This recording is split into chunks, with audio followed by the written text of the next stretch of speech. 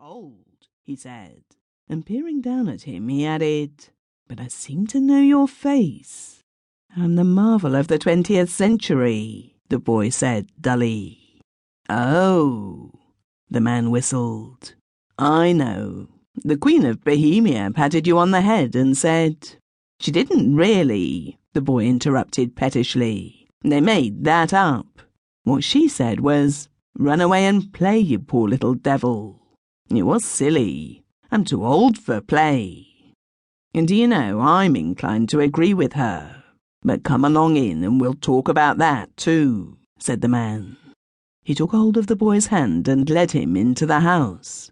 A great fire of cedar logs was blazing in the hall, and in front of it a girl was waiting, with expectant, welcoming eyes. "George!" she cried. And she looked at the boy in a speechless amazement. "I culled this on the way," said George. "Let me introduce you. The marvel of the 20th century, Mistress Dorothy of Cedar Hill."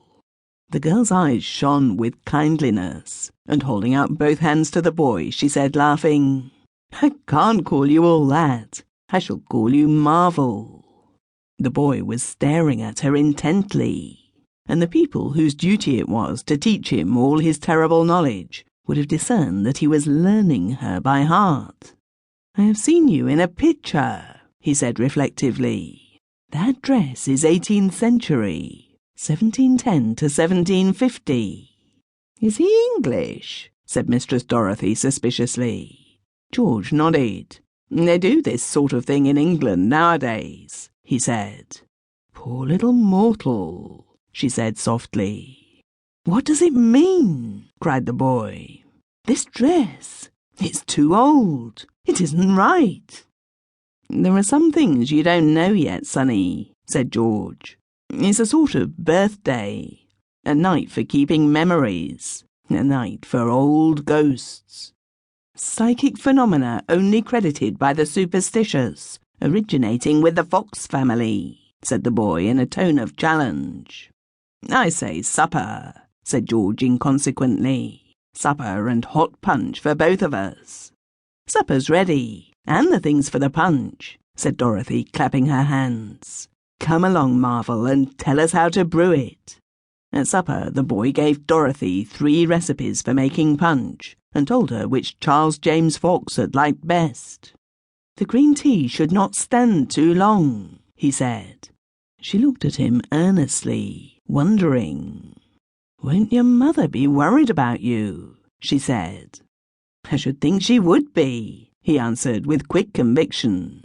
"I'm worth £4.10 a week." They asked him no more questions. The warmth and food loosened his tongue, and for the rest of the meal he told them many things, including one which he did not know himself: how very much of a little boy's life £4.10 a week costs. "Of course, I'm too old for sweets, but I think it's very kind of the people who come to ask questions to send me so many." Supper was finished, and the punch was brewed, and George said gravely, "I suppose we'd better go right to Rupert's room and drink it there." Dorothy nodded. "There's a good fire," she said. "Why is it called Rupert's room?" said the boy. "Is it after Prince Rupert?" "No," said Dorothy. "Rupert was a little boy." "I don't think I like little boys," he said, with his sage, reflective air. "They're so silly. Why did they call the room after him?" "It's rather a long story," said Dorothy quietly. "It's his birthday today, and this is the day he died, nearly 150 years ago. And that's why you're wearing that dress tonight."